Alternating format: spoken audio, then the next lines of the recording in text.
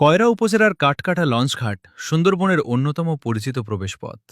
কপোতাক্ষ ও শাকবাড়িয়া নদীর কাছাকাছি অবস্থিত এই ঘাট থেকে প্রতিদিন পর্যটক, জেলে এবং বনজীবীরা সুন্দরবনের বিভিন্ন অঞ্চলে যাতায়াত করেন। সুন্দরবনের অপরূপ সৌন্দর্য, জীব বৈচিত্র্য এবং প্রাকৃতিক সম্পদের সঙ্গে এই ঘাটের রয়েছে গভীর সম্পর্ক। রয়্যাল বেঙ্গল টাইগার, চিত্রা হরিণ, কুমিরসহ নানা বন্যপ্রাণীর আবাসস্থল, বিশ্বের বৃহত্তম ম্যানগ্রোভ বন সুন্দরবনের পথে এটি একটি গুরুত্বপূর্ণ যাত্রাবিন্দু। নদীপথের মনোরম দৃশ্য এবং প্রকৃতির সান্নিধ্য কাঠকাটা লঞ্চঘাটকে পর্যটকদের কাছে আরও আকর্ষণীয় করে তুলেছে।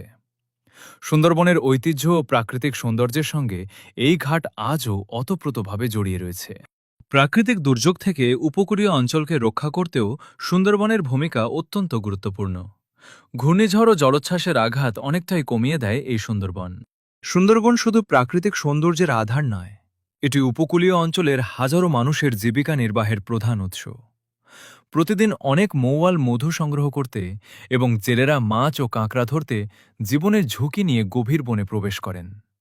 তাদের এই পেশা যেমন কষ্টসাধ্য, তেমনি ঝুঁকিপূর্ণ।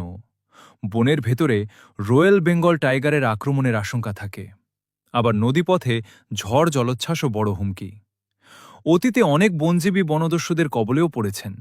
মুক্তিপণের জন্য অপহরণ ও নির্যাতনের ঘটনাও ঘটেছে।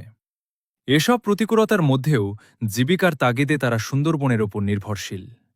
এই বন শুধু গাছপালা ও বন্যপ্রাণীর আবাসস্থল নয়, এটি হাজারো পরিবারের আশা ভরসার প্রতীক। তাই সুন্দরবনকে রক্ষা করা মানে প্রকৃতি ও মানুষের জীবন জীবিকাকে রক্ষা করা। বাংলাদেশের এই অনন্য সম্পদ আমাদের সবার জন্য গর্বের এবং সংরক্ষণের দায়িত্ব সবার।